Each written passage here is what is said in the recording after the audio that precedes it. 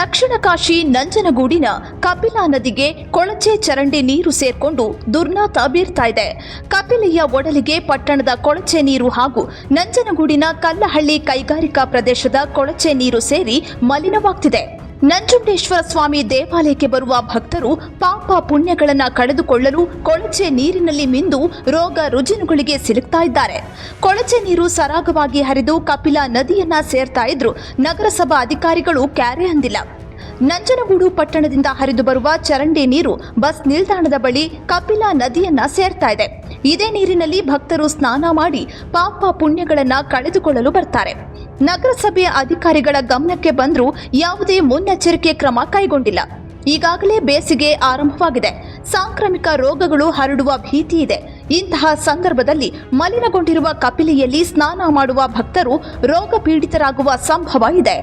ನೋಡಿ, ಹಲವಾರು ಬಾರಿ ಕೂಡ ನಾವುಗಳು ರೈತ ಸಂಘದವರು, ವಿವಿಧ ಪ್ರಗತಿಪರ ಸಂಘಟನೆಯವರು ಹಲವಾರು ಬಾರಿ ಕೂಡ ನಾವು ಎಚ್ಚರಿಕೆ ಕೊಟ್ಟಿದ್ರು ಕೂಡ ಆಡಳಿತ, ತಾಲೂಕು ಆಡಳಿತ ಆಗಲಿ ಮತ್ತು ನಗರಸಭಾಧಿಕಾರಿಗಳಾಗಲಿ ರಾಜಕಾರಣಿಗಳಾಗಲಿ ಇದರ ಬಗ್ಗೆ ಯಾವುದೇ ಕ್ರಮ ವಹಿಸ್ತಾ ಇಲ್ಲ. ಇದೇ ರೀತಿಯಾಗಿ ಮುಂದುವರೆದ್ರೆ ನಾವು ನಮ್ಮ ಎಲ್ಲ ರೈತರು, ಪ್ರಗತಿಪರರು, ಎಲ್ಲ ವಿವಿಧ ಸಂಘಟನೆಗಳು ಸೇರಿ ಒಂದು ದೊಡ್ಡ ಆಂದೋಲನವನ್ನೇ ಮಾಡಬೇಕಾಯ್ತದೆ. ಇದಕ್ಕೆ ಆಡಳಿತ, ಸರ್ಕಾರ ಮತ್ತು ತಾಲೂಕು ಆಡಳಿತನೇ ನೇರ ಹೊಣೆ ಆಯ್ತಾರೆ. ಇದಕ್ಕೆ ಅವಕಾಶನೂ ಕೂಡ ಅವರೇ ಮಾಡ್ತಾವ್ರೆ. ಆದ್ದರಿಂದ ಈ ಕೂಡಲೇ ಇದನ್ನೆಲ್ಲ ಗಮನಿಸಿ ಎಲ್ಲೆಲ್ಲಿ ತ್ಯಾಜ್ಯ ಬರ್ತದೆ ಒಳಗೆ ಅದನ್ನೆಲ್ಲ ತಪ್ಪಿಸ್ಬೇಕು ಮತ್ತು ಭಕ್ತಾದಿಗಳ ಭಾವನೆಗೆ ಧಕ್ಕೆ ತರದೇ ರೀತಿ. ನೋಡಿ, ಕೋಟ್ಯಾಂತರ ರೂಪಾಯಿ ಬರ್ತದೆ ಉಂಡಿಯಣ. ನಮ್ಮ ನಂಜುಂಡೇಶ್ವರನ ದೇವಸ್ಥಾನಕ್ಕೆ ಕೋಟ್ಯಾಂತರ ರೂಪಾಯಿ ಆದಾಯ ಬರ್ತದೆ. ಇದಕ್ಕೂ ಕೂಡ ಕಲ್ಲಾಕಂತ ಕೊಳಚೆ ನೀರು ಕಪಿಲಾ ನದಿ ಸೇರೋದನ್ನ ನಿಯಂತ್ರಿಸಲು ತಡೆಗೋಡೆ ನಿರ್ಮಿಸಲಾಗಿದೆ. ಇದರಿಂದ ಯಾವುದೇ ಪ್ರಯೋಜನವಾಗಿಲ್ಲ. ಕೆಲವೇ ದಿನಗಳಲ್ಲಿ ದಕ್ಷಿಣ ಕಾಶಿಯಲ್ಲಿ ದೊಡ್ಡ ಜಾತ್ರಾ ಮಹೋತ್ಸವ ನಡೆಯಲಿದೆ. ಸಹಸ್ರಾರು ಭಕ್ತರು ನಂಜನಗೂಡಿಗೆ ಭೇಟಿ ನೀಡುತ್ತಾರೆ. ಕಪಿಲೆಯಲ್ಲಿ ಪುಣ್ಯ ಸ್ನಾನ ಮಾಡಲಿದ್ದಾರೆ.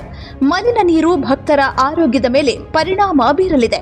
ಇನ್ನಾದ್ರೂ ಅಧಿಕಾರಿಗಳು ಮತ್ತು ಜನಪ್ರತಿನಿಧಿಗಳು ಎಚ್ಚೆತ್ತುಕೊಳ್ತಾರಾ ಕಾದು ನೋಡಬೇಕಿದೆ.